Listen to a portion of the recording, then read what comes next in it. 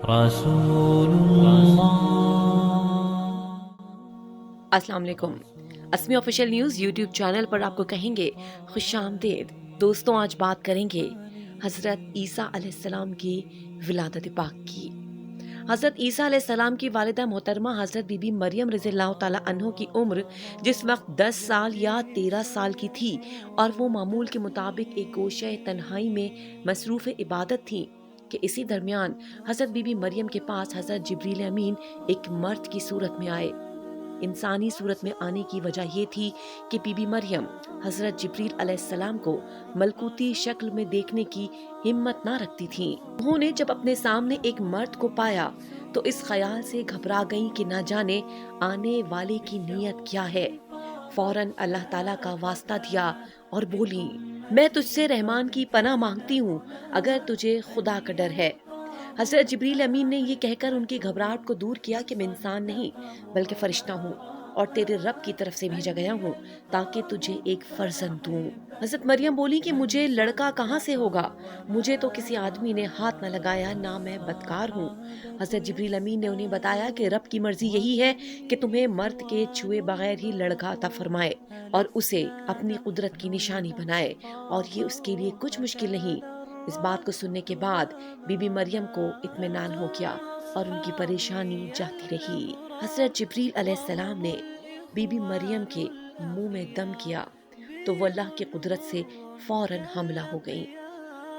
حضرت be be مریم کے حمل کا علم سب سے پہلے ان کے چچا زاد بھائی یوسف نجار کو ہوا، جو ایک عابد و زاہد آدمی تھے۔ انہیں بڑی حیرت ہوئی کہ یہ کیسے ہوا۔ جب چاہتے کہ ان پر تہمت لگائیں تو ان کی عبادت، تقوی، پرہیزگاری اور ہر وقت کا موجود رہنا اور کسی وقت غائب نہ رہنا یاد کر کے خاموش ہو جاتے، اور جب حمل کا خیال کرتے تو الزام سے بری سمجھنا بھی مشکل ہو جاتا۔ آخرکار انہوں نے ایک دن کہا، اے مریم، یہ تو بتاؤ کیا کھیتی بغیر بیج کے، درخت بغیر بارش کے اور بچہ بغیر باپ کے ہو سکتا ہے؟ حضرت بی بی مریم نے کہا، ہاں، اللہ تعالیٰ نے جو سب سے پہلے کھیتی پیدا کی وہ بغیر بیج کے ہی تھی۔ درخت اپنی قدرت سے بغیر بارش کے اگائے اور حضرت آدم علیہ السلام کو بغیر ماں باپ کے پیدا کیا۔ بے شک وہ ہر شے پر قادر ہے۔ ان باتوں کو سننے کے بعد ان کے چچا زاد بھائی یوسف نجار کا شبہ رفع ہو گیا۔ جب وقت پورا ہوا اور ولادت کا وقت قریب آیا تو الہام باری تعالیٰ کے مطابق آپ دور جنگل کی طرف چلی گئیں اور ایک سوکھے کھجور کے درخت کے نیچے ٹیک لگا کر بیٹھ گئیں۔ وہ خود تو مطمئن ہو چکی تھیں، لیکن لوگوں کی بہتان تراشی اور بدنامی کے خوف سے کہنے لگی، اے کاش کسی طرح میں اس سے پہلے مر گئی ہوتی اور بھولی بسری ہو جاتی۔ اسی کھجور کے درخت کے نیچے حضرت عیسیٰ علیہ السلام کی ولادت ہوئی۔ اللہ تعالیٰ نے بی بی مریم کی خوراک کے لیے اس سوکھے درخت کو پھلدار درخت میں تبدیل کر دیا اور زمین میں ایک نہر جاری کر دی، اور انہیں حکم ہوا کہ اگر کسی آدمی سے ملاقات ہو تو کہہ دینا، میں نے آج رحمان کا روزہ مانا ہے تو آج ہرگز کسی آدمی سے بات نہ کروں گی۔ حضرت بی بی مریم جب اس نومولود بچے کو لے کر قوم کی طرف گئیں تو چونکہ بی بی مریم کا گھرانہ صالحین کا گھرانہ تھا، جب لوگوں نے دیکھا کہ ان کی گود میں ایک نومولود بچہ ہے تو وہ بہت روئے اور غمگین ہوئے۔ بی بی مریم نے لوگوں کو اشارے سے سمجھایا کہ آج میں نے چپ رہنے کا روزہ رکھا ہے، اس لیے کسی سے بات نہیں کر سکتی۔ آپ لوگوں کو جو پوچھنا ہے اس بچے سے پوچھو۔ لوگوں کو اس بات پر بڑا غصہ آیا کہ خود تو خاموش بیٹھی ہے اور ایک شیرخوار بچے سے گفتگو کرنے کے لیے کہہ رہی ہے۔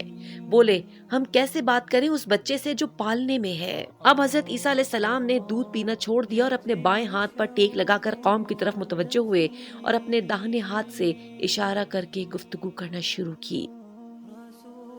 بچے نے فرمایا، میں ہوں اللہ کا بندہ، اس نے مجھے کتاب دی اور مجھے غیب کی خبریں بتانے والا نبی بنایا، اور اس نے مجھے بابرکت کیا جہاں کہیں میں رہوں، اور اسی نے مجھے حکم دیا ہے نماز ادا کرنے کا، زکوٰۃ دینے کا، جب تک میں زندہ رہوں، اور مجھے خدمتگار بنایا ہے اپنی والدہ کا، اور اس نے مجھے جابر اور بدبخت نہیں بنایا، اور سلامتی ہو مجھ پر جس دن میں پیدا ہوا اور جس دن میں مروں گا اور جس دن مجھے اٹھایا جائے گا زندہ کر کے۔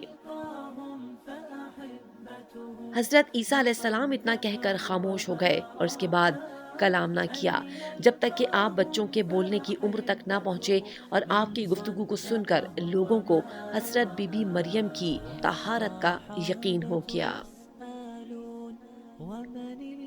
دوستوں، آپ کو بتاتے چلے کہ جس طرح مذہب اسلام میں کھانے اور پینے کا روزہ ہوتا ہے، اسی طرح پہلے زمانے میں بولنے اور کلام کرنے کا بھی روزہ ہوتا تھا، لیکن اب ہماری شریعت میں یہ حکم منسوخ ہو چکا ہے۔